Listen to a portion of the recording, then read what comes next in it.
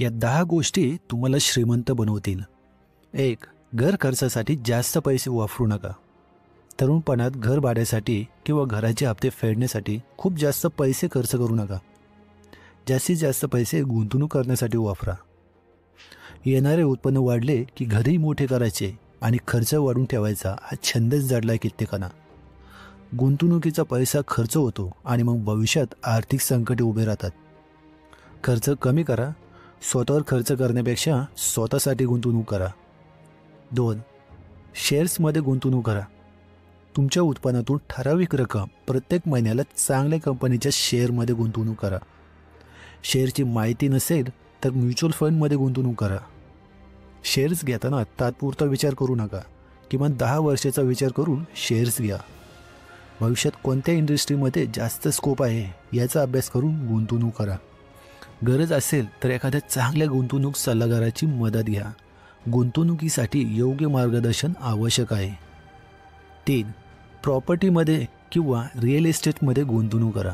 जर मोठी रक्कम हाती असेल तर प्रॉपर्टीमध्ये गुंतवणूक करा. प्रॉपर्टी अशी असावी ज्यातून प्रत्येक महिन्याला ठराविक उत्पन्न मिळत राहील आणि त्या प्रॉपर्टीचे व्हॅल्युएशन वाढत जाईल.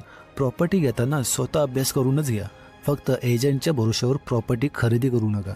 दराच्या बाबतीत पूर्णपणे टोकाच्या पातळीवर गेलेल्या मार्केटमध्ये खरेदी करू नका. वाढणारे मार्केट शोधा.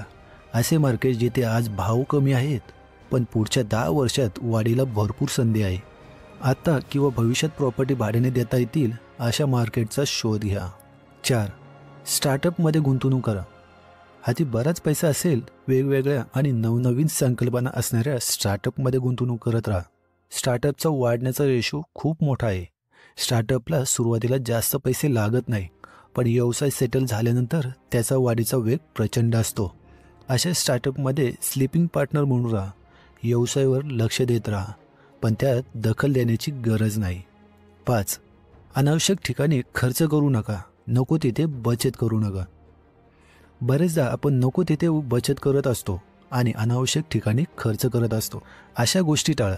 खर्च करताना विचारपूर्वक करा आणि बचत करताना ती खरंच बचत आहे की भविष्यात माग पडणारी कंजूसी आहे याचा विचार करून मगच बचत करा.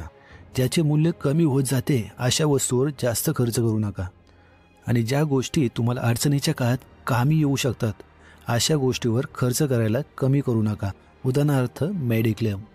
6. जास्तीत जास्त उत्पन्नाचे स्रोत तयार करा. एकाच व्यवसायावर उत्पन्नावर अवलंबून राहू नका. जास्तीत जास्त उत्पन्नाचे स्रोत तयार करा. वेगवेगळ्या मार्गांनी पैसा येत राहील असे नियोजन करा. 7. व्याजाच्या जाळ्यात अडकू नका. व्याजावर जगणे म्हणजे कर्ज देणाऱ्यासाठीची काम करण्यासारखे असते. उत्पन्न न देणाऱ्या गोष्टीसाठी व्याजाच्या जाळ्यात अडकू नका. जिथे पैसे गुंतवल्यावर वाढणार असेल अशाच कामासाठी कर्जाचा विचार करा.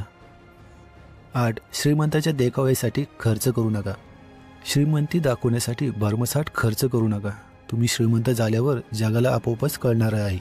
त्यासाठी देखावा करण्याची आणि त्या देखाव्यावर भरमसाठ खर्च करण्याची गरज नाही. 9. योग्य आर्थिक नियोजन करा. हाती येणाऱ्या प्रत्येक पैशाचे नियोजन कसे करायचे याचा आराखडा तयार ठेवा. त्या आराखड्यानुसारच वागा. उत्पन्न, खर्च आणि गुंतवणूक याचा योग्य मेळ घ्या. 10. भविष्याचे नियोजन करून व्यवसाय करा. भविष्यात कशाला संधी जास्त असतील याचा अभ्यास करून त्यासाठी आजपासूनच तयारी सुरू करा.